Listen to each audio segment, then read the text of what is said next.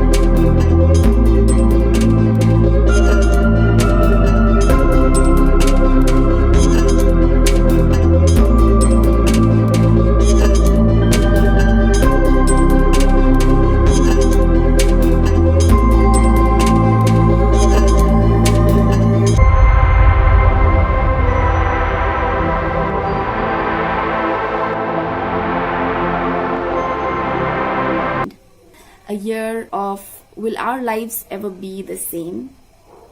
And also a year of will I want my life to be the same again?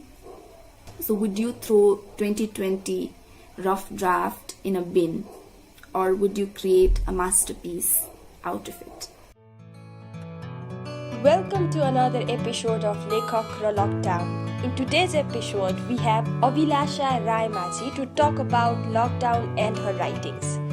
Abhilasha Rayamjhi was former RJ at Radio Riaz, coordinator at South Asia Communications, reporter at the Himalayan Times, council member at US Embassy Youth Council, and presently working as corporate communication manager at F1 Soft International. Welcome to our podcast, Abhilasha Didi. Thank you, Deepshikha. Thank you so much for having me. So my first question to you is, Didi, when did you first realize you wanted to be a writer? When I was in grade 6, I actually had to write an essay for my exams. And I was a very average student while I was in school. One of my teachers, she thought I could really write well. So her name is Swopna, and she used to teach us English language. And I had written a story. It wasn't an essay; it was actually a story which I wrote in my exams. And she thought that was a good one, and she asked me to read it out to the whole class. And that was the first instance where I thought I could write, where I could be a writer.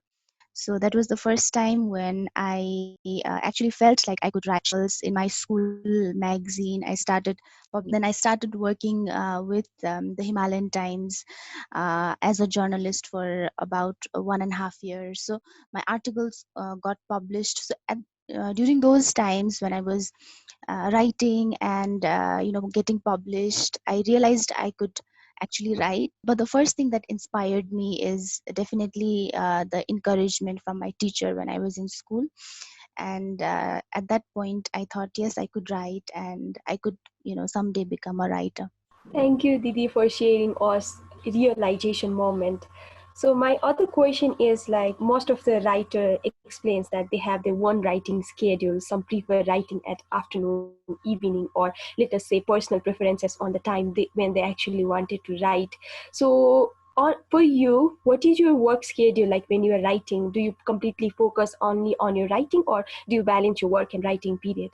Okay, I actually also have to write for my work. So the writings that I do for my work is usually on a working day.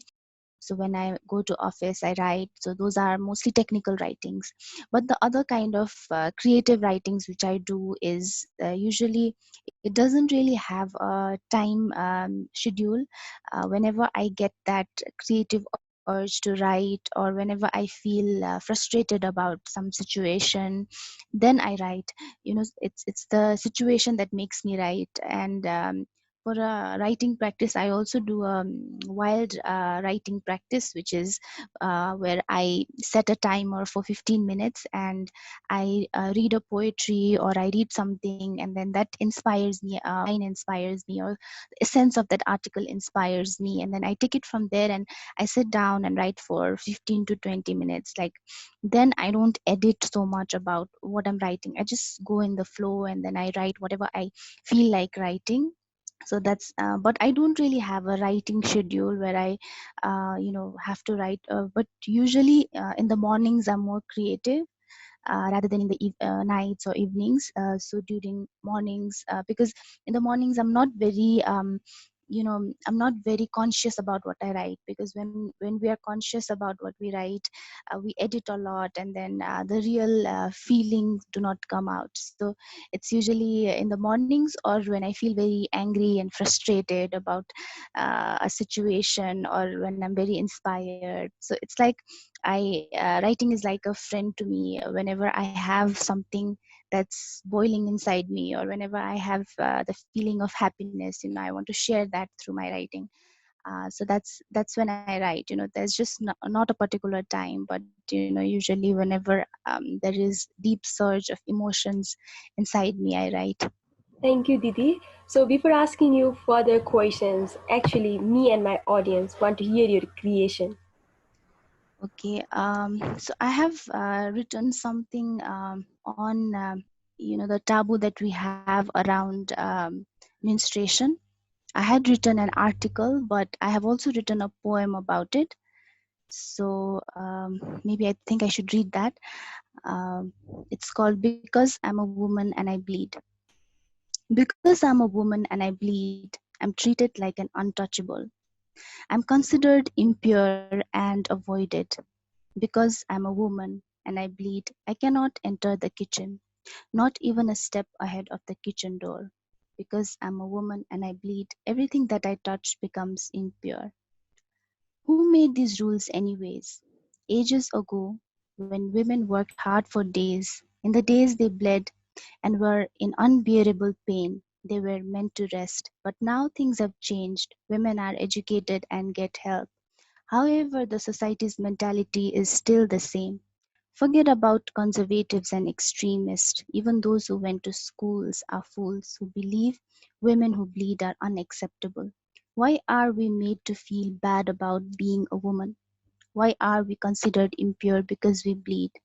When will you understand it is just a natural process? When will we stop being treated as beggars with a begging bowl? We are not asking to be celebrated, we only need acceptance. Is it not too late? We have read Chaupadi is practiced in far western Nepal. There is no access to proper roads, education, or Wi Fi.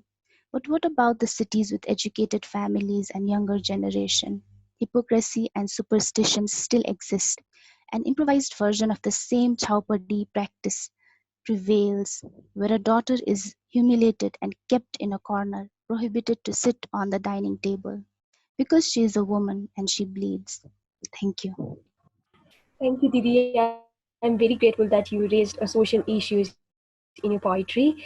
So my question to you now is like everything is being affected by lockdown. So will you share us impact of lockdown in your life in general and in your writing? That's a very relevant question. Yes, it has changed a lot. Before the lockdown, life was very busy, and I had to like wake up and then do my regular stuff, go to office, then again come back, and so I didn't really get so much time for my creative works. I also do a bit of painting and writing, creating poetry, writing blogs. So those things were in the backseat. I didn't get so much time to practice that, but during this lockdown, I've been more observant. I have more time for myself and my creative work. So it's been very different now in that ways. And also I'm here in Dhulikhel right now. I'm in Chowkot, Dhulikhel. So it's a very beautiful place. It's I feel like I'm getting a vacation in a way. So it's been quite different, and I'm enjoying being close to nature and creating. So it's been beautiful in a way. But of course, I miss going to work, the regular works that I used to do. I also miss my office colleagues and having fun with them and working. Now you can say that life is more relaxed in a way, but of course it has affected our economy in a very hard way, and we need to work and then revive it. But I'm sure it's going to take a very long time for us to revive now. Thank you, Didi. We are very happy that you're utilizing your time in utmost way. So, do you have any suggestions that you actually wanted to give to young minds or to help young minds to become a better writer? So, if so, what are they? I think for anyone who wants to write, I think they should be able to first express themselves. For that, I think they need to be more, they need to have that space. I mean, writing doesn't just come out like that.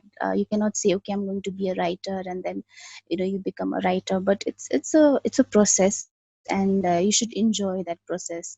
uh, Most young people would want to be a writer, to be famous or to be known, but before that, I think people should internalize the writing process, enjoy it, and it's a difficult and tedious task, but it's very rewarding. I think if you're not satisfied with something that you see around you, just be an observer and observe the things that's around you, and enjoy what you're doing, enjoy your writing process. And there will be a time when you will also start publishing. But it's not necessary to publish immediately. You can take your time and just write, and it doesn't have to be perfect. We always have this tendency that what would people think, like, will I be able to please people through my writing, or will people be happy? So don't think about all those things. Just write to express yourself, and just try to satisfy your soul, if that's your calling. And anybody can write. It's not just that some creative people only have that in them, and then they write. So I just advise people to start writing. Just write whatever you feel is important to you, what matters to you. Write that. Just observe things around you, what's going on in your society. If there's something that you are not satisfied with, you know write about it. No, it doesn't matter if it's not published. It's okay. You now you have blogs, you have social media, you can post your writings, you can self-publish. So don't wait for a publisher to publish if you really want to publish, and you're not being published. So just be an observer as a writer, and start creating. And your creation doesn't have to be perfect. So I hope that many of young people is inspired by what you said. So if someone wants to contact you, how can they reach out to you, Didi? They can add me on Facebook. My name is Abhilasha Rayamjhi on Facebook. So they can find me on Facebook, or they can also email me. My email address is abhilasharaimajhi16@gmail.com. So they can email me there, or if they're using social media, I'm mostly active on Facebook, so they can also add me on Facebook and just send me a message that they had listened to our conversation, and they want to have a conversation with me or talk about writing or anything. So they can add me on Facebook and message me, or they can directly email to me. हामीलाई यतिन्जेल सुनेर साथ दिनुभएकोमा पनि सम्पूर्ण श्रोताहरूलाई धन्यवाद दिँदै हामी अर्को एपिसोडमा नयाँ अतिथिका साथ उपस्थित हुने नै छौँ। आजलाई बिदा दिनुहोस्।